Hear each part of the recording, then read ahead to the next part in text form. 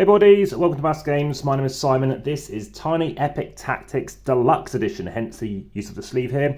It's published by Gamelyn AmassGames and it has been designed by Scott Holmes. Check out all my other videos for the Tiny Epic range. Just Google AmassGames and Tiny Epic and you'll see them. There will be other videos on the channel soon coming as well, so please like, subscribe and hit the notification to do with it.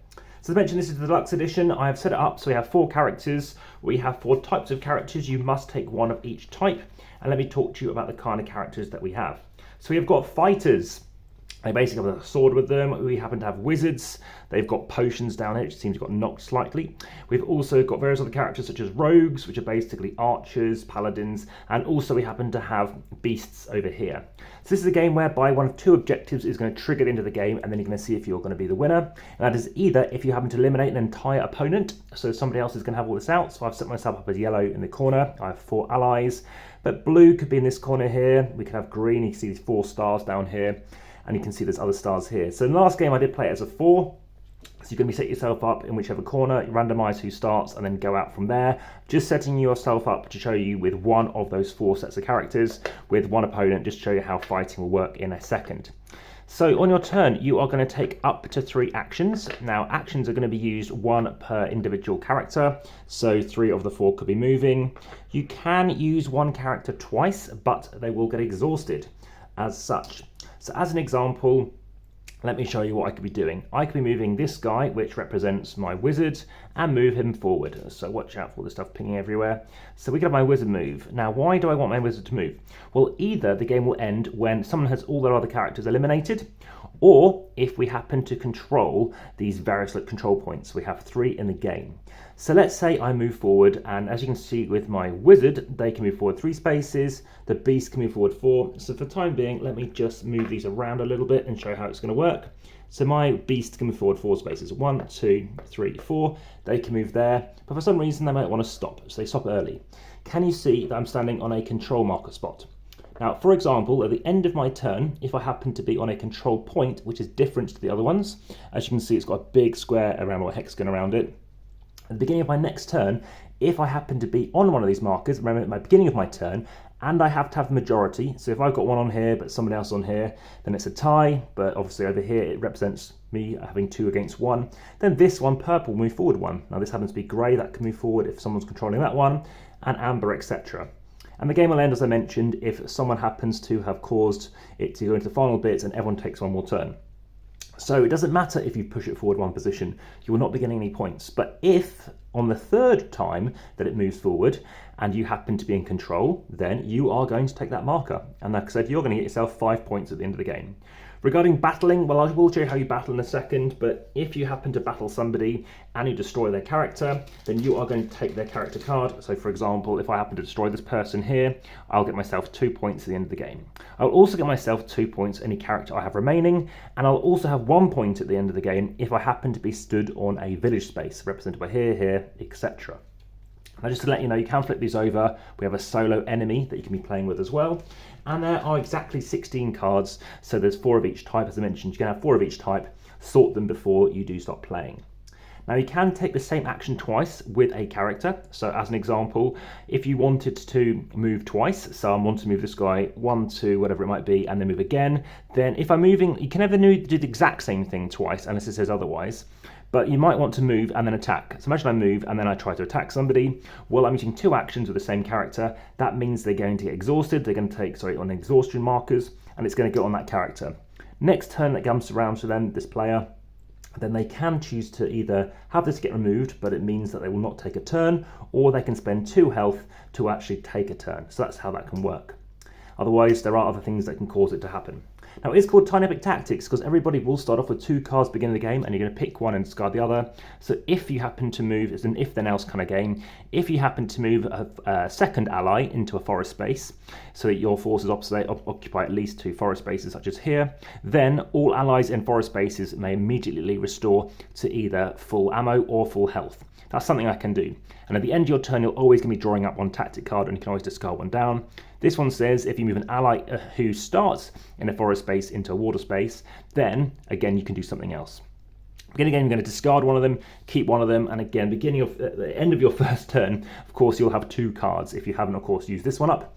and like I said, going to keep on churning through them. There is only 16 tactics cards, which means you will start seeing things come around frequently and frequently and frequently. One of them I kept from the very beginning and kept it towards the end was basically if I happen to be in a control marker space, and I think it was the majority, then you can bump it forward twice, which helps cause the end of the game trigger. Now regarding the amount of player counts, that does affect how many control points you're working with. And there are other things you can be doing too. If you happen to get down to, and you only have 2 units, these are called units, only 2 in play, as soon as you have 2 in play, you basically remove all of these weakened tokens from any characters that you have. From now on, you can have a maximum of 2 actions still though. But if you have 1 in play, you may take all 3 actions with that unit, and it is not weakened for doing so, and you may take the same action up to 3 times.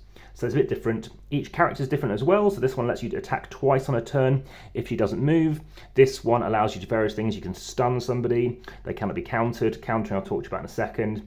This one allows you to do various things, healing or losing stuff. That person cannot be countered. So there's various things that are written on these cards, and I'll talk to you about countering in a second. I'm trying to find a certain symbol. The resistance, this special shield symbol, cannot be knocked back. So let me talk to you how it's going to work if I happen to attack somebody. Well, let's just say I'm over here. Let's leave this person face up to make it a bit easier. I'm doing a melee attack, so I'm attacking them over here. Let's say with this one, I'm going to be attacking, so I'm doing 3 damage. First up, that person's going to lose 3 health, and then I'm going to roll 2 dice. So I'm going to grab those dice, roll 2 of them. There's a 33% chance of something bad happening. Let's just do this. In this case, nothing happens. If you happen to have this, then nothing happens. That's to do with basically you get an extra armor, so an extra arrow. But if you happen to get a knockback, this person gets knocked back 1 space. The importance of that is the fact that now this person can't suddenly melee you back. But 2 knockbacks in this case, it moves always away from you. So 1, 2. Now if it goes off the edge of the map, they lose an extra health. If they go into a wall, or if they fall off a cliff, or fall into somebody else, then they're going to take an extra damage. That's what's so important about that. Check out my dice distancing video already live for this particular game. So that's something that can happen. You've also have other things to be aware of.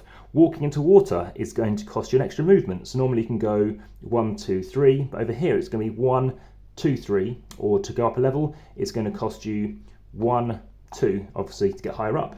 But the advantage of being higher up is you can fire down, which means normally you can hit something and it is going to be a distance of 1, but here you have a range of 2, so now go 1, 2 because you're firing down and these people can't fire up at you.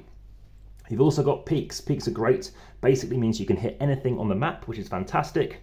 Villages, if you walk into the space of the village once per turn, then you can gain yourself 4 health, which is very useful. And also you manage to replenish all of your ammo or mana. So you will be spending mana as you go to do various things. You'll be spending through your weapons. Each time you fire ranged attack, you'll spend a weapon. As I mentioned, if you happen to also then roll this, you need to spend an additional weapon. And that is actually done before they get damaged. So if, for example, you had 1 and then or 2, and you happen to roll quite a few arrows like this, then in fact you can't even damage them. So that's something that can occur. That pretty much summarizes what you're doing. We have portals as well, so little arrows showing you have portals, and basically means you can pop out anywhere you like on the map. And that's very useful when, for example, you're popping out near a village or nearing a peak, because of course that can be very interesting, and suddenly it makes the map a lot smaller.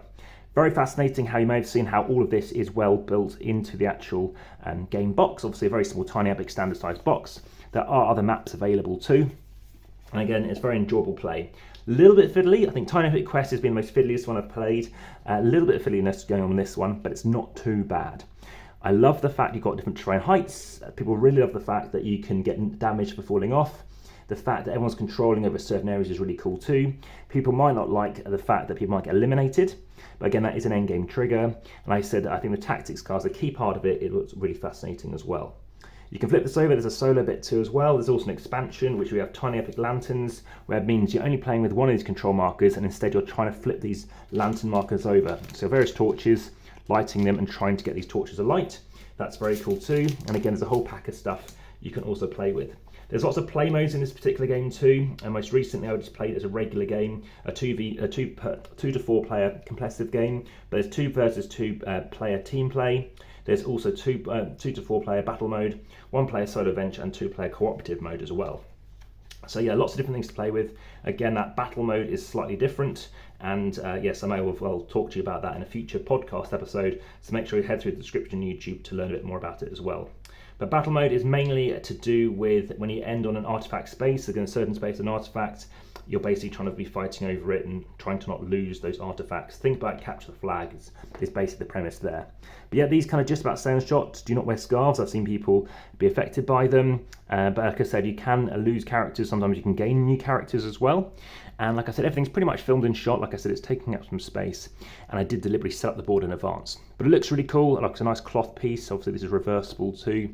And like I said, thanks very much for watching. Enjoy Tiny Epic Tactics. Again, more videos will be live soon. Thanks very much for watching again, and back to the table.